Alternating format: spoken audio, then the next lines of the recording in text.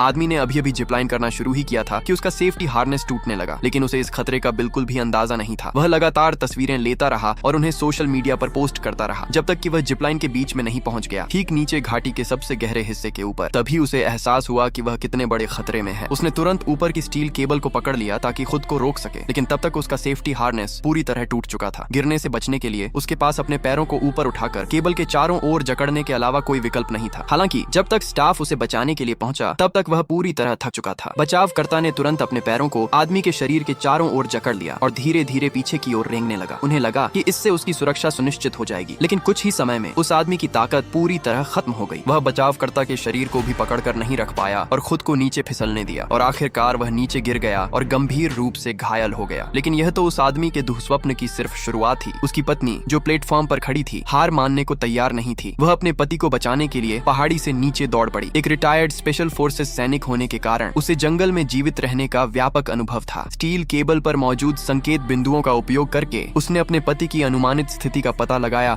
और फिर उसे फोन किया। रिंगटोन सुनकर लीसा ने जल्दी से अपने कमजोर पति को ढूंढ लिया। इसी समय स्टाफ द्वारा बुलाई गई एम्बुलेंस भी पहुंच गई, लेकिन अजीब बात यह थी कि पैरामेडिक्स ने लीसा को अपने पति के साथ जाने से रोक दिया। बचाव में देरी न हो, इसलिए लीसा के पास उनकी व्यवस्था का पालन करने के अलावा कोई विकल्प नहीं था। वह एक मोटरसाइकिल पर बैठ गई और एम्बुलेंस का पीछा करती रही, लेकिन जैसे ही वे अस्पताल पहुंचने वाले थे, सड़क किनारे से अचानक एक एसयूवी निकल आई। लीसा समय पर संभल नहीं पाई और जमीन पर गिर गई, और इस वजह से एम्बुलेंस का पीछा खो बैठी। उसे यह नहीं पता था कि यह सब जानबूझकर रचा गया था। जब लीसा अस्पताल पहुंची तो रिसेप्शन पर नर्स ने कहा कि उसके पति को लाने वाली कोई एम्बुलेंस आई ही नहीं थी। लीसा को लगा कि वह गलत अस्पताल में आ गई है, इसलिए उसने पास के कई अस्पतालों में जांच की, लेकिन हर जगह वही नतीजा मिला। एम्बुलेंस जैसे हवा में गायब हो गई थी। लीसा तुरंत पुलिस स्टेशन पहुंची और घटना की रिपोर्ट दर्ज कराई। जो कुछ हुआ था उसे जानने के बाद पुलिस प्रमुख ने सोचा कि वे जिपलाइन साइट पर सुराग ढूंढकर शुरुआत कर सकते हैं। अप्रत्याशित रूप से वहां के स्टाफ बहुत असहज लग रहे थे और उन्होंने दावा किया कि उन्होंने कभी लीसा और उसके पति को देखा ही नहीं, जबकि उसने एक दिन पहले ही उनका बड़े उत्साह से स्वागत किया था। लीसा गुस्से से भर गई और वह सच जानना चाहती थी। कोई सुराग न मिलने पर पुलिस अधिकारी ने कहा कि वह कुछ नहीं कर सकता और जल्दबाजी में केस बंद कर दिया। चूंकि ऐसा था, लीसा ने अपने लापता पति को खुद ढूंढने का फैसला किया। वह फिर से जिपलाइन प्लेटफॉर्म पर गई, सेफ्टी क्लैस्प को स्टाफ सदस्य से जोड़ दिया और फिर उसे जिपलाइन के साथ घाटी के गहरे हिस्से तक ले गई। वह आदमी डर से कांप रहा था। लीसा ने उसे कढ़ाई से सच बताने के लिए मजबूर किया कि उसका पति कहाँ है।